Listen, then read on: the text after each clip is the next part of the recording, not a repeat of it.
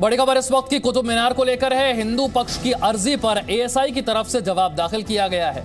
ASI ने कहा है कि पूजा का अधिकार नहीं दिया जा सकता। संरक्षित स्मारक में पूजा की अनुमति नहीं दी जा सकती है। कुतुब मीनार की पहचान को बदला नहीं जा सकता है। हिंदू पक्ष की तरफ से अदालत में याचिका दाखिल की गई है और परिसर के अंदर जो देवी देवताओं की मूर्तियां हैं उसका दावा किया गया है, वहां पर पूजा का अधिकार मांगा गया है। लेकिन आर्कियोलॉजिकल सर्वे ऑफ इंडिया की तरफ से, एएसआई की तरफ से कहा गया है कि पूजा का अधिकार नहीं दिया जा सकता है। यह संरक्षित स्मारक है, यहां पर पूजा नहीं हो सकती है। अरविंद सिंह मेरे साथ और जानकारी के साथ जुड़ गए, मेरे सहयोगी। अरविंद, एएसआई की तरफ से क्या जवाब दाखिल किया गया? देखिए, एएसआई ने साकेत कोर्ट में जवाब दाखिल किया है और उनका ये कहना है कि ये नेशनल मॉन्यूमेंट एक्ट के तहत जो कुतुब मीनार परिसर है वो एक संरक्षित स्मारक है। 1914 में जब इसका अधिग्रहण किया गया उस वक्त यहाँ पर कोई पूजा अर्चना या नमाज नहीं हो रही थी। लिहाजा नियमों के मुताबिक 1914 का जो स्टेटस है उसको बदला नहीं जा सकता। यानी एक तरफ से जो मांग की गई थी कि यहाँ पर हिंदू देवी देवताओं की मूर्तियों की पुनर्स्थापना होनी चाहिए, उनकी पूजा अर्चना का अधिकार मिलना चाहिए, उन याचिकाओं को खारिज करने की मांग एएसआई ने की है और कहा है कि जिस वक्त उसने इस पूरे परिसर का अधिग्रहण किया उस वक्त की जो स्थिति थी उसको नियमों के मुताबिक बदला नहीं जा सकता। उस वक्त कोई पूजा अर्चना यहाँ पर नहीं हो रही थी, लिहाजा अब भी इस बात की इजाजत नहीं दी जा सकती। जो याचिका दाखिल की गई थी उसमें क्या क्या मांगे रखी गई थी? देखिए, याचिका में दो महत्वपूर्ण मांग थी। पहली ये कि याचिका में ये क्लेम किया गया था कि 27 हिंदू जैन मंदिरों को तोड़कर कुतुब मीनार परिसर के अंदर जो मस्जिद है कुव्वतुल इस्लाम उसको बनाया गया है। लिहाजा यहाँ पर देवी देवताओं की मूर्तियों की पुनर्स्थापना होनी चाहिए, उनका पूजा अर्चना का अधिकार मिलना चाहिए और साथ ही ये कहा गया था कि एक ट्रस्ट का गठन होना चाहिए जिसकी देखरेख में यहाँ पर जो मूर्तियों की पुनर्स्थापना और उनके पूजा अर्चना का अधिकार को सुनिश्चित किया जा सके। लेकिन अभी अभी आपने भी देखा होगा जिस तरीके से वहां पर एक इमाम है, उनकी तरफ से कहा गया कि यहां पर नमाज भी बंद करवा दी गई है। आपने जो अभी कुछ देर पहले कहा कि एएसआई ने कहा कि जब हमने अधिग्रहण किया था तब ना पूजा अर्चना होती थी ना नमाज होती थी, तो यानी कि अब दोनों नहीं हो पाएंगी, एएसआई ये कह रहा है। बिल्कुल बिल्कुल, किसी भी तरह की पूजा अर्चना या नमाज 1914 में जब अधिग्रहण किया गया उस वक्त नहीं हो रही थी और नियम ये कहते हैं कि जिस वक्त किसी स्मारक को अधिग्रहित किया जाता है उस वक्त की जो स्थिति होती है उसको भी बरकरार रखा जाएगा। तो ऐसी सूरत में एएसआई का कहना है कि अब पूजा अर्चना के अधिकार नहीं दिया जा सकता, उसकी अनुमति नहीं दी जा सकती। ठीक है, अदालत का जो फैसला है क्या पूरे तरीके से एएसआई के जवाब पर निर्भर करेगा या फिर आगे इसके बाद हिंदू पक्ष के पास कोई विकल्प बचता है? अरविंद से हमारा संपर्क करके एक बार फिर से उनसे बात करने की कोशिश करेंगे। हिंदू पक्ष की तरफ से याचिका दाखिल की गई थी। यहां पर मौजूद देवी देवताओं की मूर्तियों का दावा किया गया था और कहा गया था कि हमें पूजा का अधिकार मिलना चाहिए। एएसआई को इसमें जवाब दाखिल करने के लिए कहा गया था। आर्कियोलॉजिकल सर्वे ऑफ इंडिया की तरफ से कहा गया कि हमने जब इसका अधिग्रहण किया तब यहाँ पर ना पूजा अर्चना होती थी, ना यहाँ पर किसी तरह की नमाज होती थी। ऐसे में यह संरक्षित स्मारक है और संरक्षित स्मारक में पूजा नहीं हो सकती है।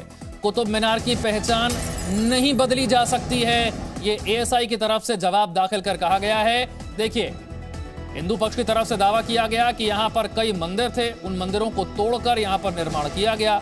याचिका दाखिल की गई कि पूजा का अधिकार उन्हें मिलना चाहिए। केंद्र सरकार ने कहा कि देखिए यहाँ पर खुदाई नहीं होगी और एएसआई ने अब अपना जवाब दाखिल करके कह दिया है कि संरक्षित स्मारक है, संरक्षित स्मारक में पूजा की इजाजत नहीं दी जा सकती है। लेकिन कुतुब मीनार की मस्जिद को लेकर भी इस बीच विवाद बढ़ गया। वहां मौजूद जो इमाम है मस्जिद के, उन्होंने कहा है कि एएसआई ने यहां पर नमाज को बंद करवा दिया है। 13 मई से यहां पर नमाज बंद करवा दी गई है, इससे पहले यहां पर नमाज हो रही थी। आप कह रहे हैं कि एएसआई ने वहां पे रोक लगा दी कि अब नमाज अता नहीं होगी, क्या था पूरा मामला? कौन आए थे आपके पास? देखिए, हम जुमा का दिन था 13 मई, हम मस्जिद में थे, सफाई वगैरह करके सफाई बिछा दी गई थी। जुमे में लोग आते हैं वहाँ नमाज पढ़ने के लिए, बाकी दिनों में तो घूमने वाले लोग आते हैं मगर जुमे में काफी लोग आ जाते हैं। तो वहाँ पुलिस वगैरह घूम रही थी तो हमारे पास जो है उन्होंने पूछा हमसे कि भाई नमाज कब होगी। मैंने बताया कि भाई 1 बजे अजान होती है, 1:30 बजे जुमा होता है, उसमें नमाजी लोग आते हैं। तो हम वहीं पर इसी उसमें थे। फिर जब 1 बजे में 10 मिनट बाकी थे, आर्कियोलॉजिकल वालों ने सिक्योरिटी गार्ड को भेजा कि आपको दफ्तर में याद कर रहे हैं। तो हम उनका ऑफिस में गए, वहाँ जाकर के हम बैठ गए तो उन्होंने फिर हमसे कहा कि भाई ठीक हैं आप, ठीक है, पानी वगैरह मंगवाया, हमने पिया, मन की कोई बात होगी। तो उन्होंने हमसे कहा कि जी आप जो है नमाज नहीं पढ़ सकते। नमाज नहीं पढ़ सकते हैं, क्यों नहीं पढ़ सकते, क्या बताया? मैंने कहा क्यों नहीं पढ़ सकते, तो उन्होंने ये की जवाब दिया कि ऊपर से ऑर्डर आया है। अच्छा। मैंने कहा तो जुमा की नमाज तो पढ़ लेने दो, आज तो पढ़ लेने दो, कि नहीं पढ़ सकते। तो वहाँ मतलब अब नमाज नहीं हो रही है? हाँ नहीं हो रही, हमें भी नहीं जाने दिया। मैंने कहा कैसे करो, बाहर के लोग, जुमे में काफी लोग आते हैं ना। एक बात बताइए, मुझे ये कहा जा रहा है कि वहाँ हिंदू देवी देवताओं की प्रतिमा है और पहले वहाँ पर मंदिर हुआ करता था और 27 मंदिर थे जिनको ध्वस्त करके मस्जिद वहाँ पे खड़ी की गई। इस दावे में कितनी सच्चाई है? देखिए 2 मस्जिद हैं वहाँ पे। एक ये मुगल मस्जिद, इससे काफी दूर जाके कुव्वतुल इस्लाम मस्जिद है। कुव्वतुल इस्लाम मस्जिद बनी थी सन 1200 के शुरू में, और ये तो बनी है 500 साल बाद की मस्जिद है। तो इसमें कोई तस्वीर नहीं, कोई कुछ भी नहीं, छोटी मस्जिद। लेकिन उल्टा गणेश और पिंजरे में गणेश, ये जो मूर्तियां हैं, इसको लेकर लगातार दावे हो रहे हैं। वो जो कुव्वतुल इस्लाम मस्जिद है उसका आगे जो बरामदा है, उस बरामदे में है ये। अच्छा। और ये मूर्तियां कहाँ से आई? मतलब पहले वहाँ पे जो ये शिलालेख मिल रही हैं, हिंदू प्रतिमाएं मिल रही हैं, तो ये कहीं न कहीं साक्ष्य हैं कि यहाँ पे पहले मंदिर हुआ करता था। भाई देखो, इसके बारे में हम कुछ कह नहीं सकता। बाकी वो जो खम्बे हैं ना, बरामदे के, मस्जिद तो आ गए है, उसका सहन भी आ गया है। सहन से हट के जो है उसमें है वो एरिया, उसमें है ये मंदिर, ये है मूर्तियां हैं उसमें, आप मान रहे हैं? तस्वीरें हैं उसमें है। तो वो उससे हट के है मस्जिद से, और इस मस्जिद से तो बिल्कुल मतलब ठीक है। लेकिन मुझे एक बात बताइए, जब वहाँ पे मूर्तियां हैं, आप 1976 में वहाँ से नमाज अता करवा रहे हैं, तो फिर वहाँ पे उस जगह पे नमाज कैसे अता की जाती है? ये भी तो एक बड़ा। ये हमारी मस्जिद अलग है। अच्छा। ये तो उससे काफी दूर है, वो अलग है, उसमें तो होती ही नहीं नमाज बिल्कुल भी। इसमें हमेशा से नमाज होती आ रही है।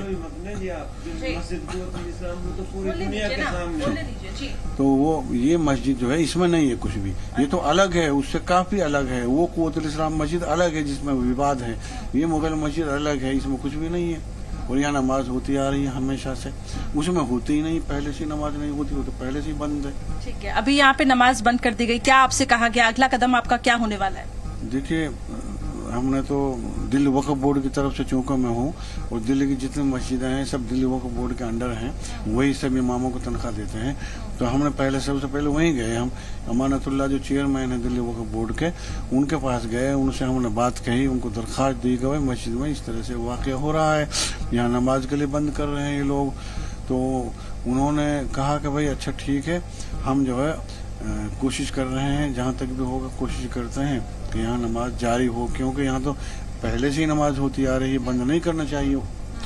तो हम वहाँ गए, उसके बाद में हम जामा मस्जिद के इमाम साहब हैं, वहाँ पहुँचे। तो जो 2 मस्जिद हैं, दोनों मस्जिद में क्या नमाज को भी बंद करवा दिया गया? उसमें तो होती ही नहीं, पहले से ही नहीं हो रही उसमें, इसमें होती आई नमाज, इसमें हमेशा से नमाज होती आ रही। ये तो अब बंद किया है 13 तारीख से, पहले नहीं बंद हुई कभी भी।